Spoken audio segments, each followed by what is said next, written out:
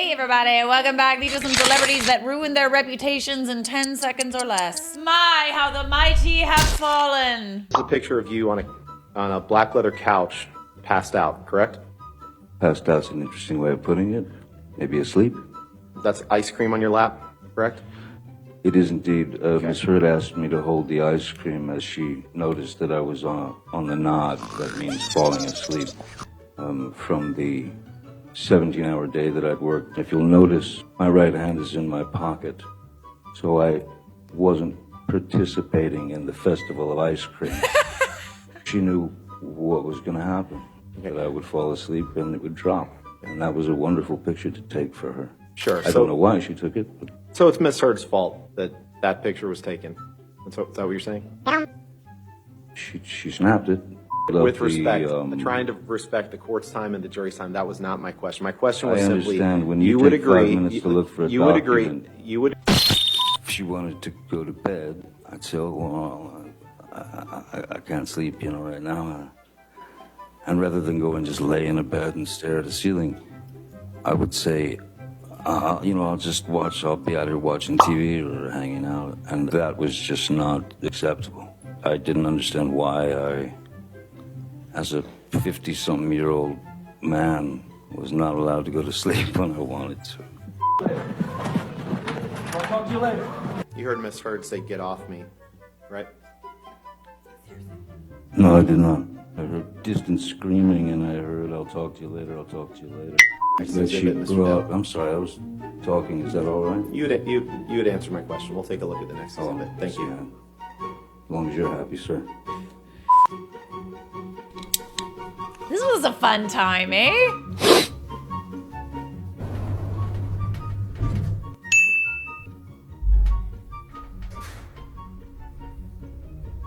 I like how both of them are keeping their heads down. That was James Franco, BT dubs. I'll always remember what a spectacle that trial was. Participating in the Festival of Ice Cream. I love festivals of ice cream. Can I come next time? That legal team was really not so good. I wonder where they are now. What are you doing now? I wonder. Let's find out. Do our research.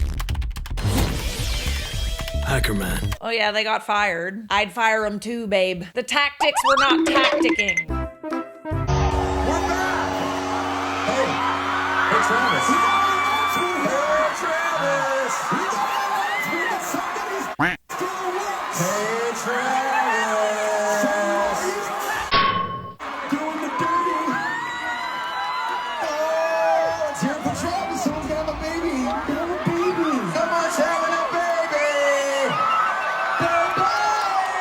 I'm coming down. I need help. I need help down. I need big, strong men to help me down. Thank you, big, strong men. I'll put my friend Travis down also. Travis got someone pregnant. They're gonna make out now, I just know it. Oh, the PR stunt be PRing. Hey, calm down. All right, keep going. Do it again. There you go. All right, I'm sorry. There's no way he didn't know. There's no way. I got to take a little break over there. Did you go down there kiss with him? No, I didn't. I got 0 kisses. Where's my wife? What do you mean? Maybe she left for somebody else. Hey, my wife. She's pregnant. What the f? You got your wife pregnant too? There's no way that Travis didn't know. It's still cute. Don't get me wrong. It's a cute way to announce. But come on, man. There's no way. It's things like these that make you realize how calculated the Kardashians are. Come on, it's cute. Especially if you're a Blink fan, you know that that's from the All the Small Things music video. It's cute, but it's less of a I'm telling him I'm pregnant and more of like a public PR stunt. This one was very obvious. I was not impressed. I don't think we'll see Zendaya wearing Louis Vuitton anytime soon. This is Law Roach, Zendaya's stylist. He's also one of the most powerful and famous stylists in Hollywood today. Besides Zendaya, his clients also include Anya Taylor-Joy and Lindsay Lohan. But at a Louis Vuitton fashion show this week, Law Roach was snubbed. He showed up expecting a front row seat next to Zendaya, but was instead directed to the second row. Honestly, I felt quite a bit of secondhand embarrassment when I watched the video. Take a look.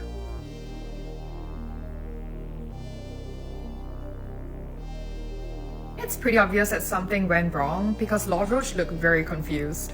And he just stood there looking pretty annoyed and unwilling to go to the second row.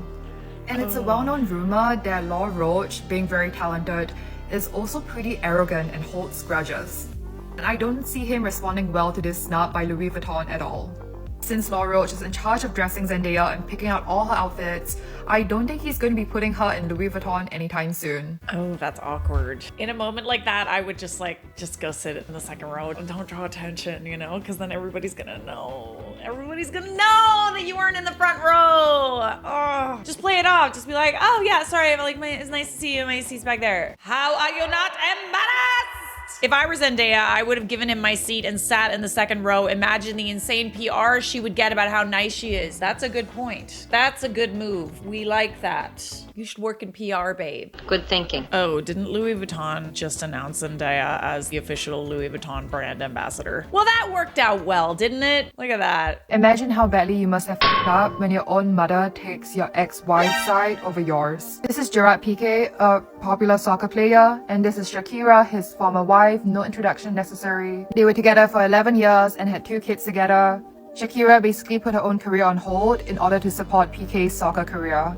She was the main person taking care of their kids while he was off playing his matches. And then this guy has the nerve to cheat on Shakira with a younger woman. How dare you? So the two of them separate at the end of last year, and Piqué immediately gets together with his new girlfriend, the woman whom he cheated on Shakira Literally looks like with. Shakira. And Shakira did not hold back. She just released a new song this week in which she called out Piqué, called out his cheating, called out his new girlfriend. And there has been a surprising fan of her song, Piqué's own mother. She was caught liking some very interesting tweets, like this one about Shakira's new song, the song calling out her son. But it's this tweet that she liked that is extremely interesting. This was written by another Twitter user, but his mom liked it. And it says, "Sorry, but he destroyed his image on his own. If he's back, that's no one's fault, only his. His career ended because he's cocky and he thought that everyone was going to praise his cockiness. Don't blame someone else for the evil that accompanies him. Maybe he fell in love with another girl, but I cannot excuse his actions." Ouch. Imagine having someone write that about you, and then imagine when your own mother mom likes that tweet. That's how you know you've really messed up. I also thought that like Shakira and the ex-mother-in-law kind of had it out. Didn't she put a witch on her balcony facing her ex-mother-in-law's house? So I'm surprised to see it, but happy to see it nonetheless. Let's not make excuses for our own sons. If they mess up, they mess up. And you fumbled the ball if you fumbled Shakira. She only took her side because Shakira owns her house. Oh, that's an interesting take. Please, his mother was seen hanging out with his new girlfriend. She's still trying to be able to live in the home that Shakira bought for his parents. Oh my, that's a messy one. You know what's ill about him? Like, he hit me randomly. I showed you my phone the last time I talked to him. He texted me and was like, "Yo, that when you gonna fly me in private so I can land on that?" What's wrong with you? You said a line of you're supposed to say it made it sound cool. Why would you say that? Was that supposed to be funny? But it is funny. Do y'all have that kind of relationship where you can like, you know, kind of like with the jokes, the gay jokes? I'm glad to see Eminem is comfortable with his masculinity. I am a homosexual. But also, do we not know that 50 Cent is like the most petty person in the biz? He literally used that in a song. We are still going strong with blind items from the Oscars. This next one says, this 3-named actress worked with her team to come up with a reaction that would easily be lip-readable if she won.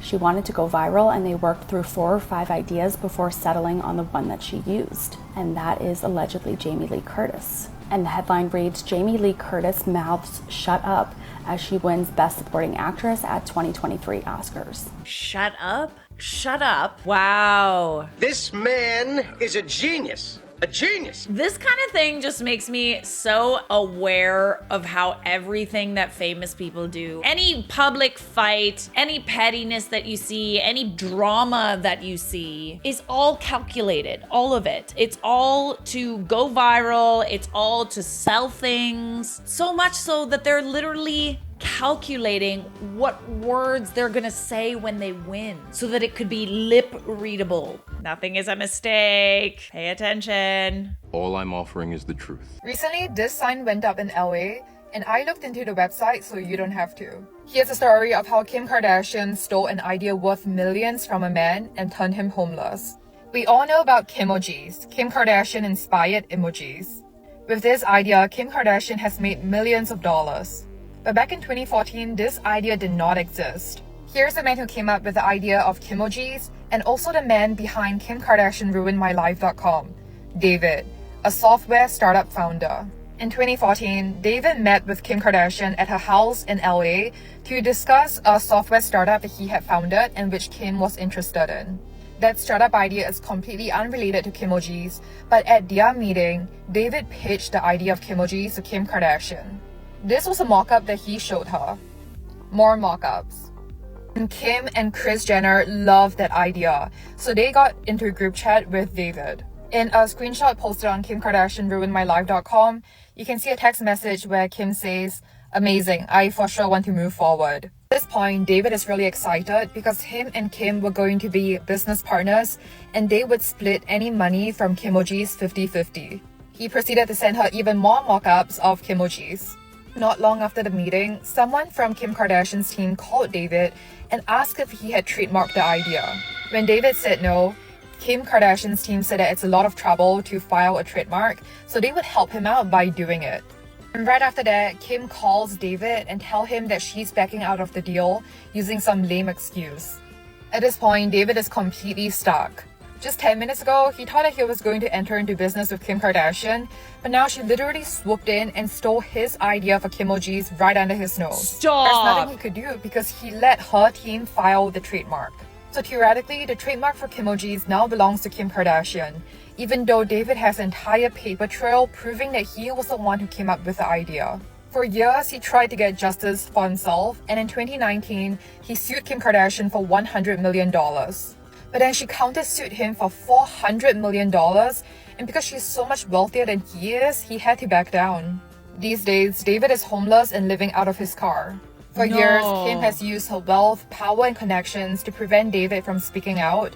But this year, he finally decided enough was enough and he had to tell his side of the story. So he created KimKardashianRuinedMyLife.com. This is why I'm literally so afraid of telling anyone my ideas. If you have a good idea, speaking as someone who's a creative person who has some okay ideas, trademark the out of it. Trademark it. Do not trust anybody. Do not trust anybody with money. They will take that intellectual property and they will use it as their own. Buy them out, boys.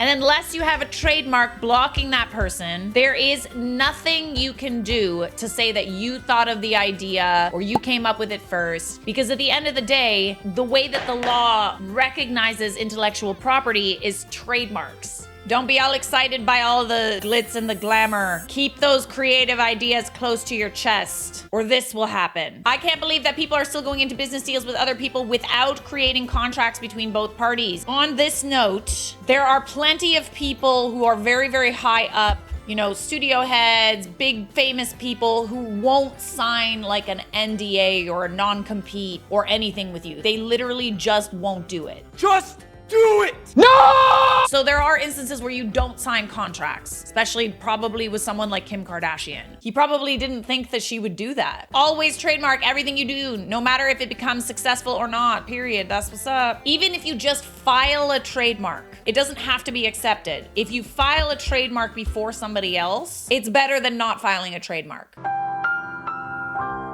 I'm just looking out for you guys. Don't want you to make any mistakes in your industries. Know you're smart. Don't get taken advantage of. The internet, the fans, the universe is in an uproar about Taylor Swift and Maddie Healy dating. There's some fans that are outraged, there's some that are supporting it, and there's some people who just don't care. But in case you do care, I'm gonna explain what the drama is all about. For the last about 6 years, Taylor Swift has mostly been in hiding. She is a master of evading paparazzi. If you follow her work, then you know that she only is seen when she wants to be seen, which is why it is so puzzling that suddenly we just cannot get away from all of this. She has recently started dating Maddie Healy from the 1975, and this is why some fans are not happy about this. For one, in 2016, Maddie Healy gave an interview where he said he would never date Taylor Swift because dating him would emasculate him.